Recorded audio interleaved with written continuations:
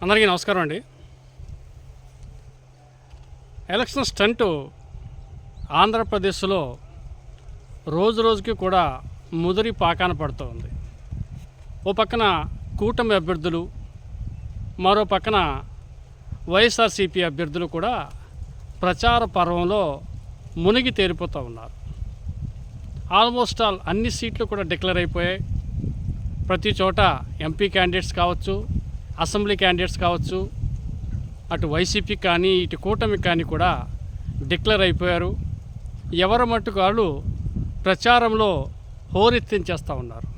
వీటికి తోడు ఆయా పార్టీకి చెందినటువంటి అధినాయకులు జగన్మోహన్ రెడ్డి గారు కావచ్చు, చంద్రబాబు నాయుడు గారు కావచ్చు, పవన్ కళ్యాణ్ గారు కావచ్చు, పురంధేశ్వర్ గారు కావచ్చు, ఎవరైనా సరే వాళ్ళు ఆ స్థాయిలో బహిరంగ సభలు పెట్టి పెద్ద ఎత్తున మీటింగులు కూడా వాళ్ళు నిర్వహిస్తూ ఉన్నారు.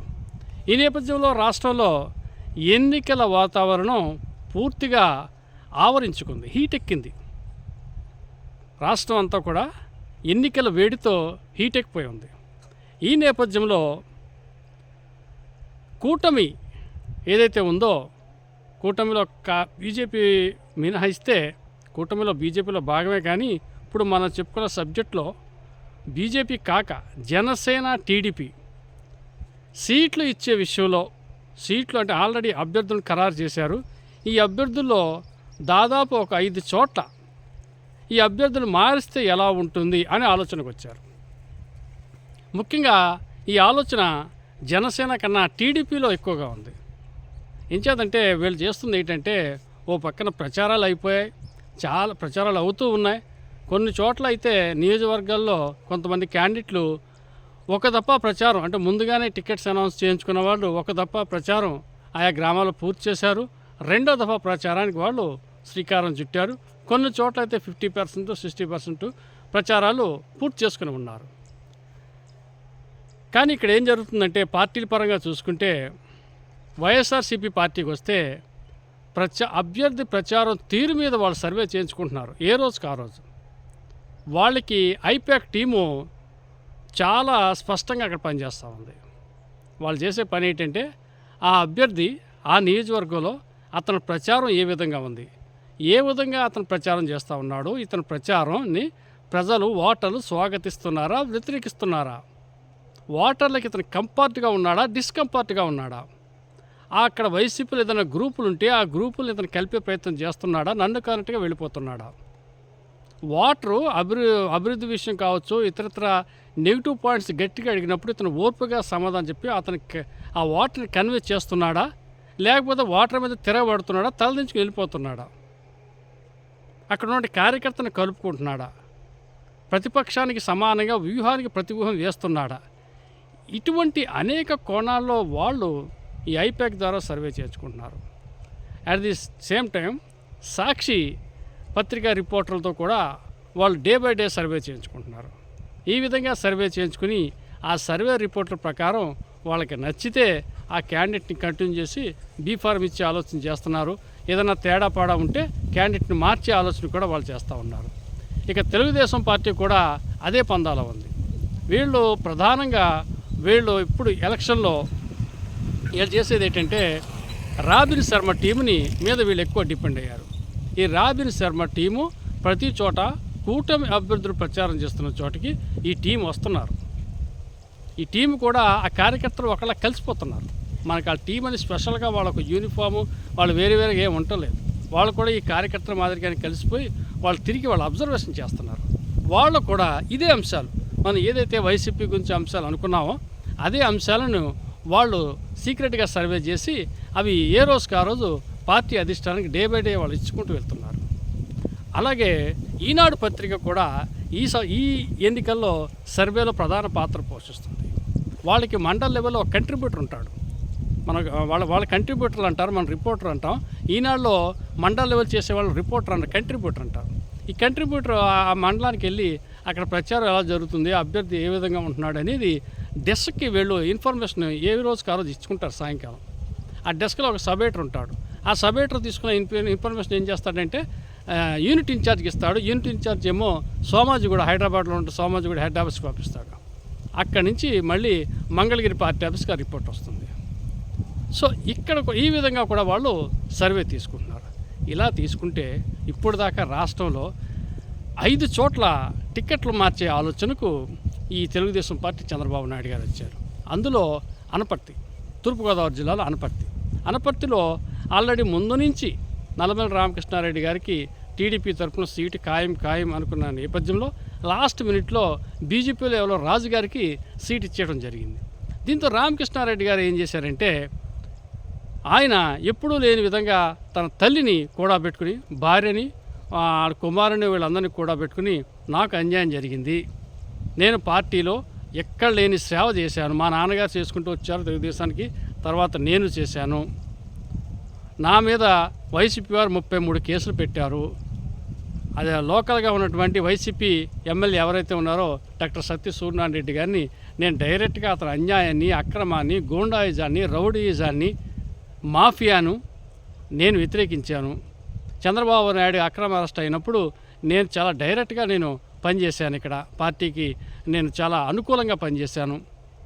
నాపై వాడు పెట్టిన కేసులు రాష్ట్రంలో ఏ వైసీపీ నాయకుడి మీద కూడా అన్ని కేసులు పెట్టలేదు. కానీ చివరికి నాకు సీట్ లేకుండా చేశారు.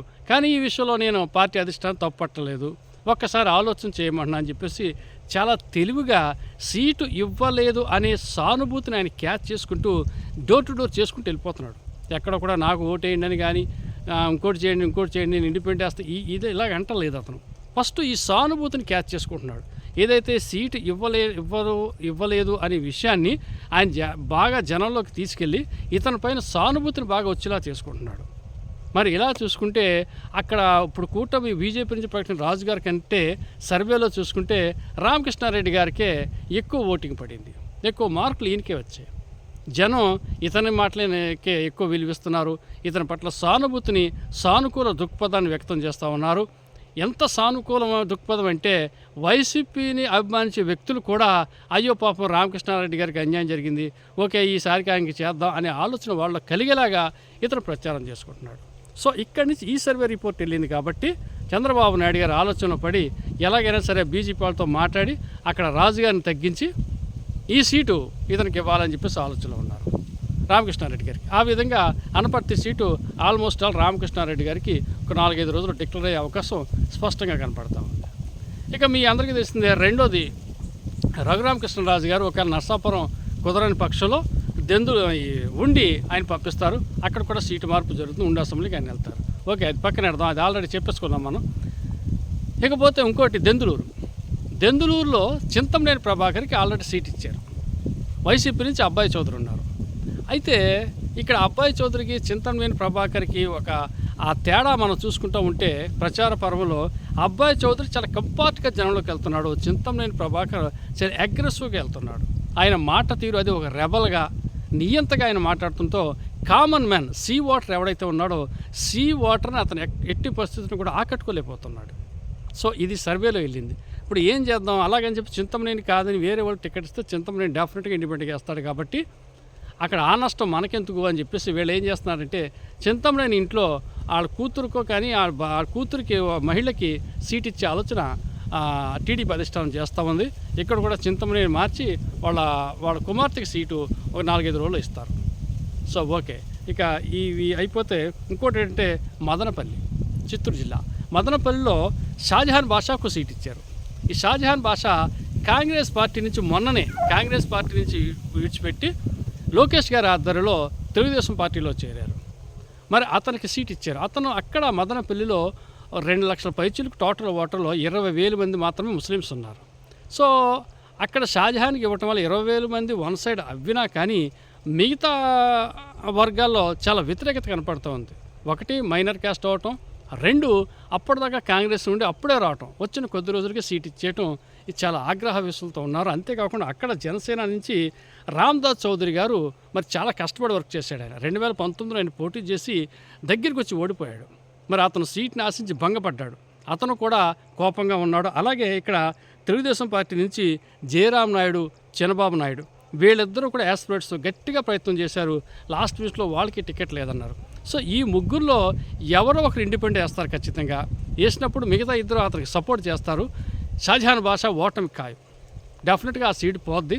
ఇదంతా కూడా అక్కడ సర్వేలో తేలింది. షాజహాన్ బాషా ప్రచారం మొదలుపెట్టిన తర్వాత అక్కడ ఓటర్లందరూ అభిప్రాయం ఎక్కడ వ్యక్తం చేశారంటే ఇతనికి వర్కౌట్ అవ్వదు, మిగతా ముగ్గురు కూడా చాలా బలంగా ఉన్నారు, అందులో ఏ ఒక్కరికి ఇచ్చినా సరిపోయేది, కానీ ఏ ఒక్కరు ఇండిపెండెంట్ చేసినా కానీ షాజహాన్ బాషా ఘోరంగా ఓడిపోతాడు, కాబట్టి మరి ఇది కరెక్ట్ కాదని ఆ సర్వే రిపోర్ట్ రావడంతో మరి ఇక్కడ కూడా ఆలోచనలు పడ్డారు, ఒక ఆలోచన చేస్తూ ఉన్నారు.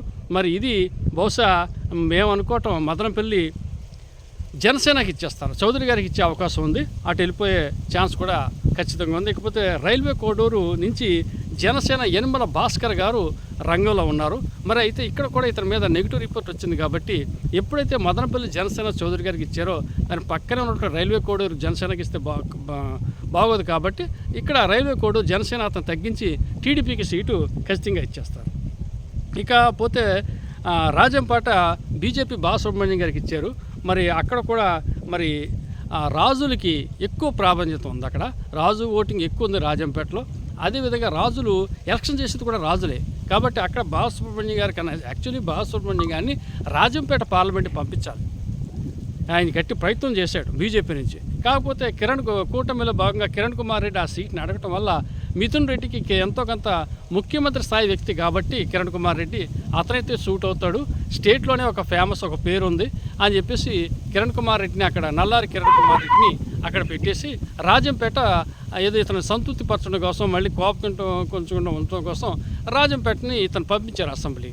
కానీ ఇక్కడ కూడా ఇతని మీద నెగిటివ్ రిపోర్ట్ వచ్చింది, కాబట్టి ఇక్కడ రాజులకు ఇస్తారు. జగన్మోహన్ రాజు గారని ఒక యాక్టివ్ లీడర్ ఉన్నాడు ఇక్కడ, ఈ సీటు అక్కడ మార్చేసి అదే బీజేపీ పార్టీ నుంచి జగన్మోహన్ రాజు గారికి ఇచ్చే అవకాశం ఉంది. సో ఇవి మరి వీళ్ళందరిలో ఎవరికి బీఫార్ ఇవ్వలేదు కాబట్టి వీళ్ళందరూ కూడా ప్రచార పరువులో ఉన్నారు, కాబట్టి మ్యాక్సిమం క్యాండిడేట్స్ డిపాజిట్ చేసేస్తారు, పార్టీ ఫండ్ డిపాజిట్స్ అయిపోయినాయి. ఒక ఎస్సీ రిజర్వేషన్ కాన్స్టిట్యున్సీలు మటుకు మాత్రమే అవ్వలేదు, మిగతా చోట్ల కూడా మ్యాక్సిమం డిపాజిట్స్ అయిపోయినా కానీ సీట్లు అయితే కన్ఫామ్ కాదు.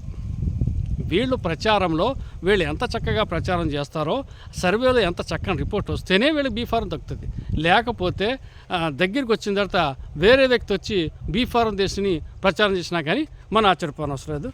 సో వెయిట్ అండ్ సీ, చూద్దాం. Thank you.